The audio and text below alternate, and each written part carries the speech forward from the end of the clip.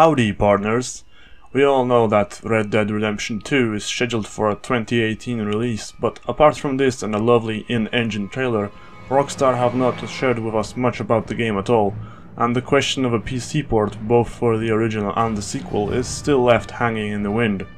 Nevertheless, fans of the series will know that there is plenty to be excited about already. So, in anticipation of RDR2, I decided to create this video about how the Wild West setting is used in contrasting ways by various games. For the sake of simplicity and brevity, I shall focus on three main groups here: games that utilize the time period only cosmetically, ones that concentrate on the Old West as a stage for a personal story, and finally games that use it as a historically contextual setting. Also, I should point out that I'm only going to talk about stuff that takes itself relatively seriously, so no Custer's Revenge or anything of that sort. Without further delays, let's get to it. The first game type is one where the American frontier serves a purely cosmetic purpose. This is the kind of product that could have worked just as well, if not better, had a different locale been utilized for it. Think of it as the cherry on top of a cake. It's really only there for decoration and doesn't truly impact the taste of the baked good as a whole, affecting only its presentation.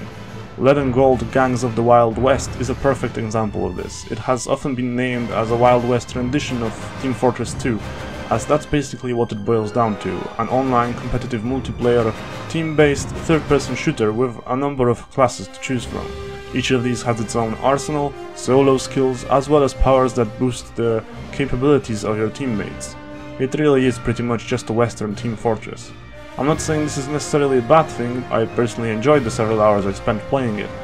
However, it is obvious that the setting is not at all a key part of the experience here. Another instance of this is Fistful Frags, a free-to-play game that started out as a mod for Valve's Source engine. Similarly to Lead and Gold, it's clearly a reinterpretation of an already existing and very successful franchise, but instead of Team Fortress, it is heavily inspired by Counter-Strike.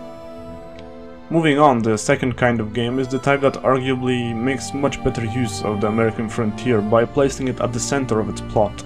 To stick with the food analogy, these are the spices and herbs you would add to improve the flavor of a savory dish. It might work without them, but the way it all fits together makes you not want to go on unless they're all in there. This is probably the category that most proper Western games fit into.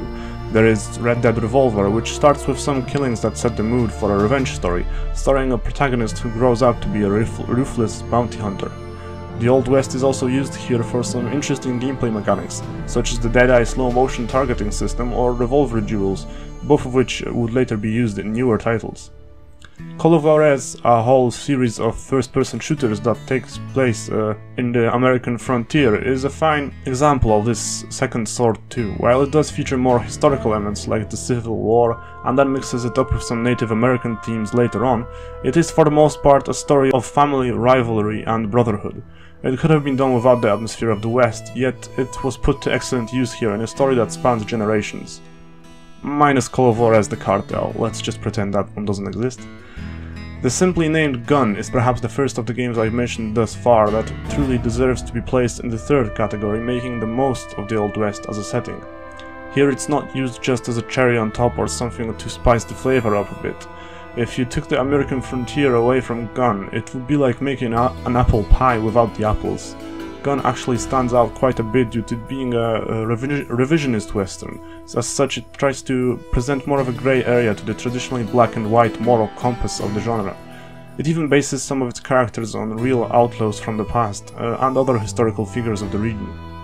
There is also a greater focus here on the Apache and Blackfoot tribes, as well as how the white man's brutal expansion has transformed their lands and society. Overall, it may have more to say about this period than most of its peers, and I highly recommend it. Last but certainly not least, there is Rockstar's Red Dead Redemption, the spiritual successor to Red Dead Revolver, fitting into the third type just as neatly, if not more so, than Gun does. Striking a balance between the harsh realism of Grand Theft Auto 4 and GTA 5's excessively exaggerated satire, it is in part a commentary of American society at the time.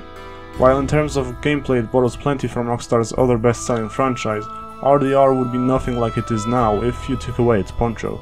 It features the largest open world of the lot and the most ambitious online multiplayer mode among all the games mentioned in this video. Traversing this romantic landscape, we can take part in a multitude of activities befitting a real cowboy. At the core of the experience is a deeply personal story that gives even Call of Juarez a run for its money. Well, I guess that's all I have to say about Western video games. Although this genre is quite small and rarely explored in gaming, there are a bunch of additional titles I could have explored. However, I decided to stick with these 6 as I had completed or otherwise had a good go at the vast majority of them. They fit into the 3 models very nicely too. So I hope you enjoyed this brief journey across the American frontier. Thanks for watching and adios amigos.